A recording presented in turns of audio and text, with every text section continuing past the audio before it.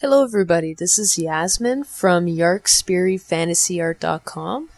What you see right now is a quick preview of what I'm actually going to show you guys today. I decided to focus today on an anatomy study. The reason why I'm doing that today is because this is a different type of anatomy study than what you've seen me previously do. This one is a little bit more complicated in some regards because it incorporates both inorganic and organic material for the character design. So being able to link these two together is really important depending on what type of anatomy study you're doing. When I do have a character that is partly human and partly electronic or partly cybernetic or anything like that, I do try to keep in mind how the anatomy would actually connect to these electronic devices functionally, because you do have to keep that in mind in order to understand, okay, I'm going to require maybe pivot points here, I'm going to have to do something different for the structure here in order for the spinal cord to actually be able to connect with this portion. So those are all things I keep in mind when I'm doing a character that's, like I said, a mixture of both electronic and organic material. A lot of the steps are similar to a traditional anatomy study. There's just a couple of differences with this one. But the basics are pretty much the same. Now, when I am doing something like this, I always start off with the organic portion. I may do some sketches on the side to figure out how the electronic portions will connect to the organic material. But I do focus all my attention on the actual organic portion, especially in Photoshop. It would be a slightly different workflow if I was actually working traditionally, because you can cheat a lot more. It's also a lot faster when I personally find, because as you see, I'm actually drawing all the tissue for it. Because I'm doing all that detail, it is more time consuming. So what I'll do is I'll figure out the basic area that I need to figure out that's organic, as you see me doing right now. And what you'll see me later on do is just use a mask in order to actually mask certain portions and incorporate both the digital electronics to the actual tissue of the character. So that's an easy workaround when you're working in digital mediums. The workaround is a little bit different, like I said, when it comes to a traditional drawing. There's a lot more sketching involved, I personally find. If I'm doing a traditional version of this, what I'll often have to do is figure out, first and foremost, okay, these regions are organic, so this is what I need to show. This is how it would be connected. So I would have to actually start off with the bone structure before I actually start off with this character in order to properly understand how both the core aspects of the character would mingle with each other. So for the organic portion, it would be the skeletal portions, whereas for electronics or anything inorganic, it would actually be the core elements that support the overall frame of that mechanism.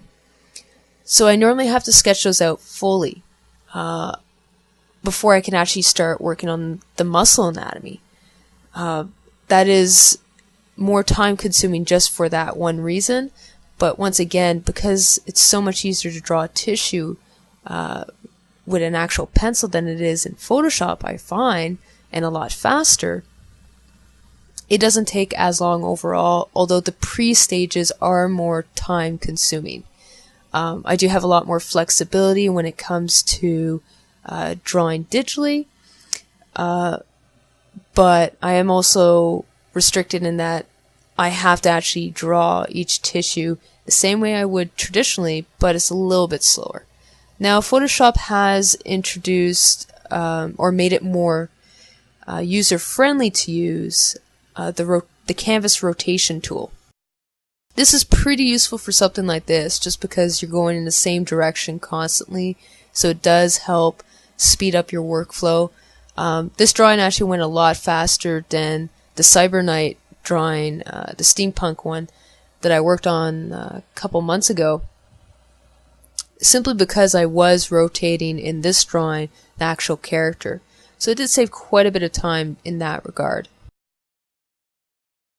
Now, as you see, I'm actually almost done the muscle portion for this. I did have to speed up this video significantly because it did take quite a long time to actually do this study. It took about 5 to 6 hours just to do the muscle anatomy. Granted, though, I did restart once. I cut that out so you guys wouldn't get too bored with this video. So I did restart once, so I lost about an hour doing that. So then the actual mechanic portion took about another hour or so, and then maybe another 10-15 minutes just for the coloring. So the most time-consuming portion was definitely doing the anatomy portion, the organic portion of this character. Now what you see me doing is I'm just adding some, punching up some of the shadows on this.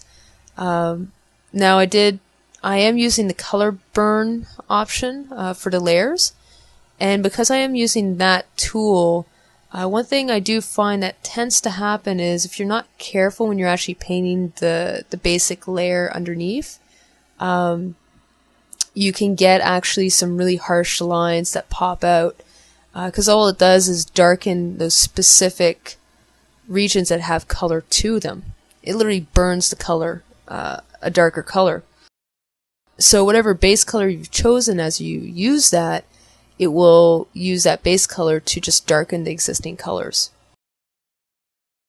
Just punching up the areas that would be in shadow for the hands especially, so that the detail reads better. I'm also adding just a couple of shadows in areas that would be in shadow, just to make sure once again that those details do show up correctly. Now you'll notice that I wasn't too concerned when I was working on this drawing about getting all the tendons properly done, like very bright and all that. The reason why I wasn't too worried is because I knew I had to do quite a bit of changes afterwards just to make it fit with the background. Because although this portion looks quite appealing, it doesn't fit with the background anymore. So that's something I had to change in order to make the two items relate to each other. What you just saw me do is I added a mask to that layer so that I would get a general idea of where I had to intermix both the electronic portions of this character to the organic portions. I use this technique fairly often for something like this, just because it does speed up the drawing time. And since I am restricted on time, especially, I don't have too much time to spend on these drawings. So I do have to make sure that I'm working very quickly when I'm doing these pieces. Just adding some additional details. You see me punching up some of the contrast for the electronic portions. I initially tried one design for the core of the actual spinal cord for that horse portion. I didn't like it, so I had to redo it. And you see me actually mimicking. This is where knowing your anatomy does help. You'll notice that on the electronic portions, I do have what looks like an actual spinal cord. The reason why I had to include something like that is because that's what would be holding up the organic portion of the character as well, and allowing it to move correctly. So I experimented with some of the layer options in order to get some of the effects I was looking for. Once I had the basic shadow portion done, you'll notice that I didn't actually render out the inner core for the entire character. The reason why I did that is you don't need to see all of that, so I didn't show it all. In this case, because it is electronic, I decided just to show the portion that's actually connecting to the torso mainly, because that would be the part that we'd be interested in if it was an actual concept art, in order to understand how this character would actually function and be able to move.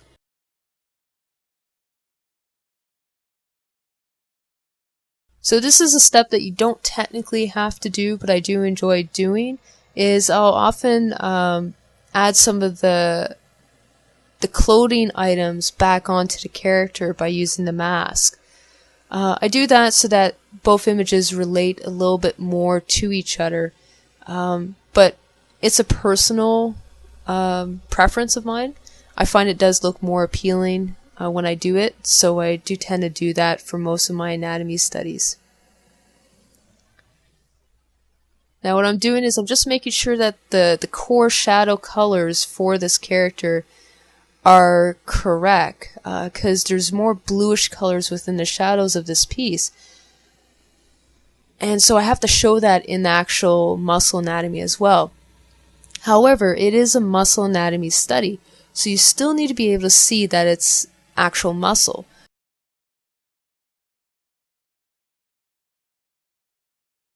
So what I did after is I just changed the opacity of that layer to make sure that the muscles were still visible.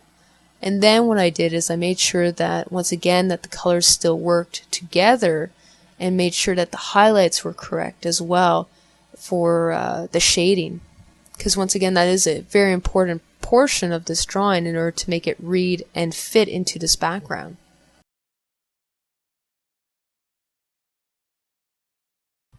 So you see me just punching up some of those shadows to make sure that, once again, everything fits together. I did try, once again, a couple of different layer options for that until I was finally satisfied with the end product. So this is the original image of the character, and this is the anatomy study of that portion. So you can see that they're actually pretty similar, so the anatomy was actually pretty close to being correct. I did have to fudge the anatomy a bit though. So I hope you guys enjoyed this video. Thank you for watching, and I hope to see you soon. Thank you and take care.